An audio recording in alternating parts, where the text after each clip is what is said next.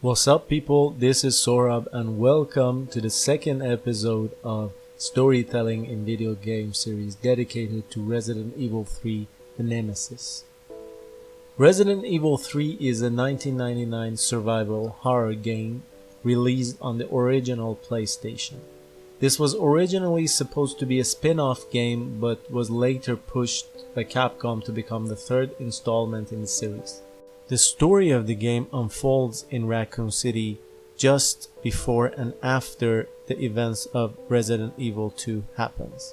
The game follows Jill Valentine, former Raccoon City Police Department STARS unit member, and one of the protagonists from Resident Evil 1, and her efforts to escape Raccoon City.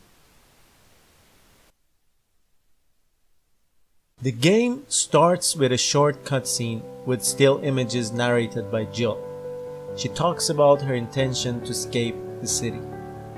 Then we see a cutscene showing the state of Raccoon City, which is now overrun by zombies, and the efforts of police in fighting them.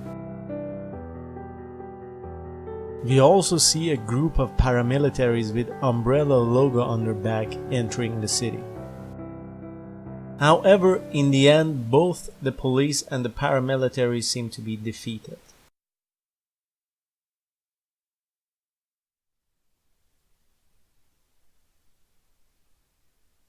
This part begins with Jill going through the streets of Raccoon City until she runs into Brad Vickers, a fellow STARS team member.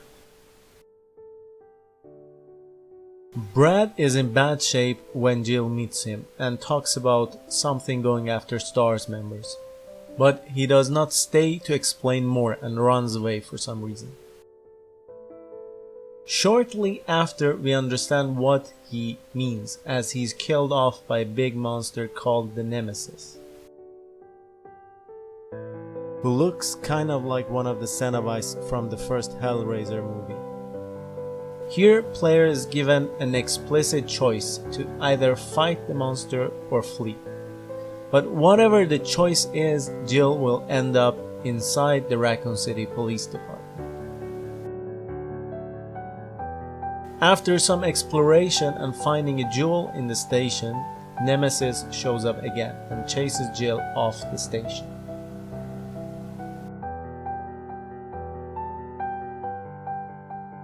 After some more exploration through the streets, Jill ends up running into a mercenary named Carlos. He is a member of UBCS, Umbrella Biohazard Countermeasure Force. Since the current state of Raccoon City is caused by Umbrella in the first place, this puts Jill on the defensive, and she questions Carlos about their involvement in the Raccoon City incident.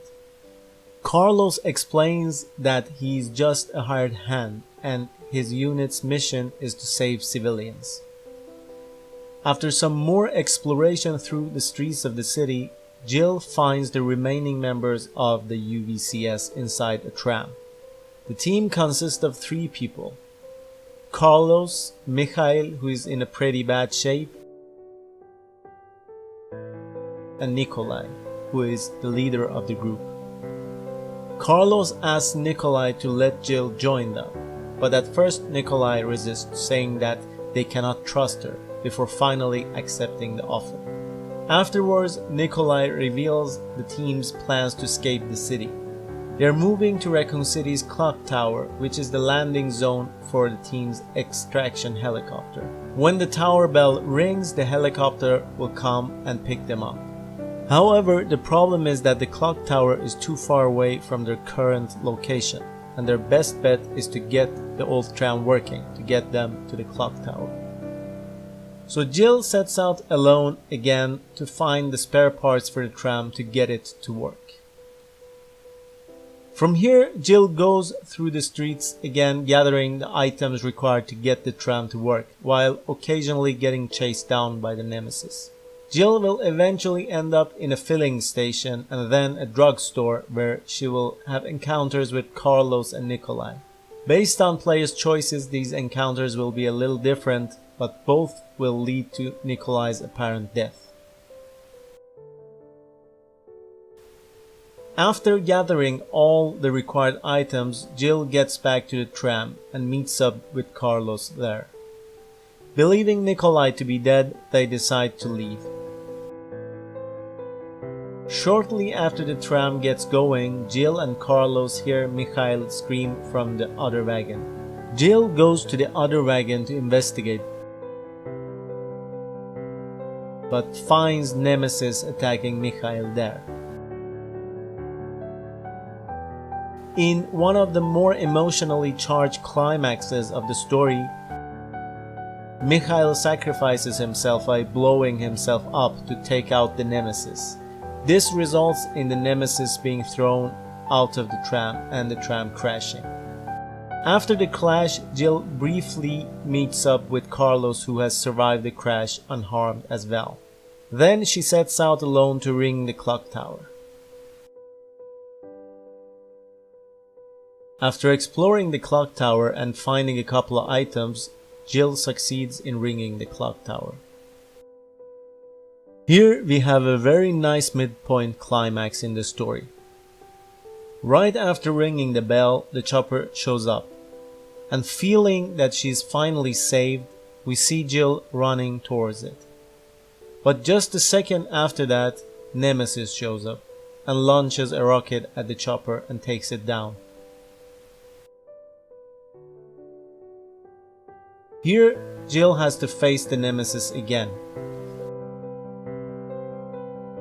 She manages to defeat Nemesis, but she gets infected during the fight and falls unconscious afterwards.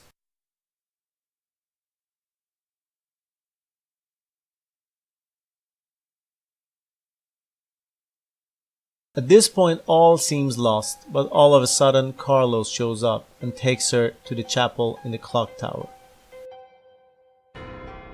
Here, player takes control of Carlos as he goes through the city hospital to look for a cure for Jill.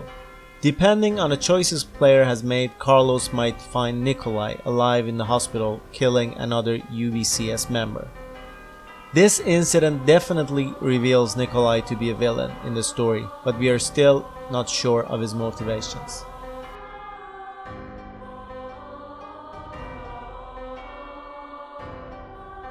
Carlos heads back to the chapel, but Nemesis shows up again, and it seems like he's even stronger than before. Carlos gets back to Jill and gives her the cure, which seems to work.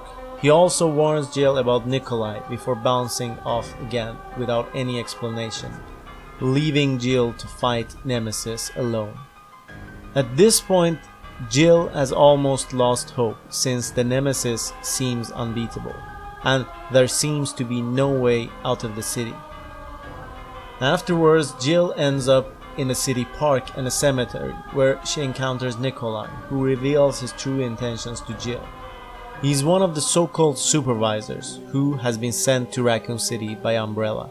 The supervisor's role is to gather combat data of Umbrella's bioweapons by observing the UBCS in action, while the rest of the UBCS are unaware of the true purpose of the mission and have been sent to Raccoon City as test subjects. While Jill and Nikolai are talking, another monster shows up, causing Nikolai to flee. Shortly after dealing with the monster, Jill is faced with a Nemesis again, which leads her to end up in some kind of underground factory. She meets up with Carlos, who informs her about a missile attack being launched towards Raccoon City. Going through the factory, Jill discovers that this is an Umbrella secret plant used to get rid of corpses of people they were experimenting on. As Jill goes through the facility, she faces Nemesis in the disposal room of the chemical plant again. While trying to get Jill, Nemesis accidentally opens a valve containing acid used to dissolve corpses, which pours on him. Jill takes Nemesis out in this weakened state and he drops off into a liquid pool below the disposal room. Next, Jill will encounter Nikolai. Depending on the path taken by the player, Jill's final encounter with him will differ. There are 3 encounters, 12 of them resulting in Nikolai's death and 1 in him escaping the city by a helicopter.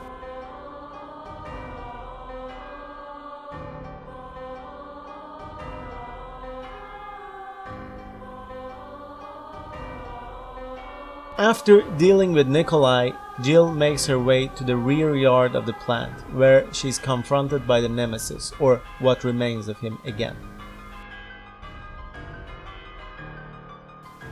This time Nemesis mutates into a huge monster, and in order to defeat him, Jill uses an experimental ray gun that is situated in the room. After the fight, depending on players' choices, you might see this. You want stars? I'll give you stars. Depending on players' choices, Jill and Carlos will escape the city right before the missile gets there, with or without Barry Burton, another character from Resident Evil 1.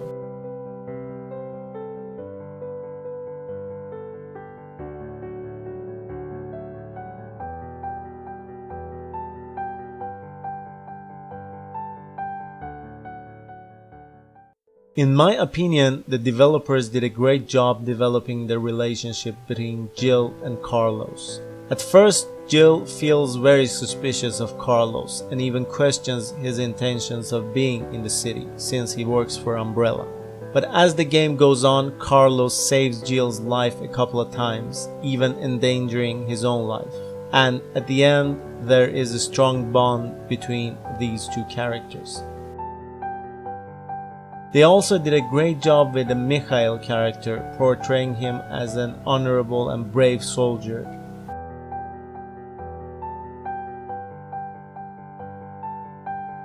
Even though he works for Umbrella, which made his sacrifice to take out the Nemesis one of the most memorable moments of the game for me. There are also 2 great climaxes in the first half of the game. The Mikhail sacrifice that I already talked about, and the clock tower event, which makes the player think like everything is going great till suddenly everything goes wrong and all seems lost.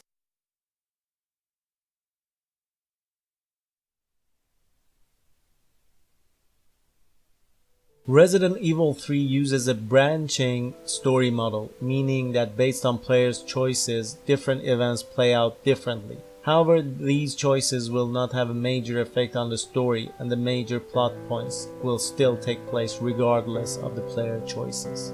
Unfortunately, it seems like the developers did not count for all the different scenarios that might happen. This results in NPCs acting the same way regardless of if certain events have been triggered by the player or not. For example, after getting the cure for Jill, Carlos will warn her of Nikolai being a traitor, regardless of if the player triggers the event where Nikolai kills a UBCS member in front of the player or not. To solve this, the developer could have put in the extra effort to map out all the possible scenarios that could happen as the result of the player choices, and make sure that the NPC and the game behavior is consistent with what the player has seen. For example, in this case, if Carlos does not see Nikolai shoot the UBCS member, he should not mention the warning to Jill. Another problem for me was that it often felt like Jill does not have any objectives and she's just randomly running around and progressing by sheer luck, and this happens over and over again. For example, after receiving the cure from Carlos in the clock tower, Jill is left alone with no apparent objectives regarding what to do next.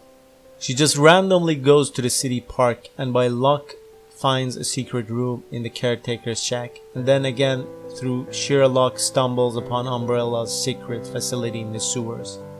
To solve this, the developers could come up with ways to tell the players why Jill would want to do the things she does in the game. For example, in this case, Chris or other members of the STARS team could have left her a clue to the whereabouts of the secret Umbrella facility, and that is why she goes in that direction. And the last opportunity for improvement I wanted to mention here was the inconsistent behavior of NPCs in the game, which broke the feeling of immersion in the game for me. For example, in many instances in the game, Carlos shows up to tell something to Jill and then just runs away for no reason. An instance of this happening is after the tram crashes and Jill meets up with Carlos afterwards.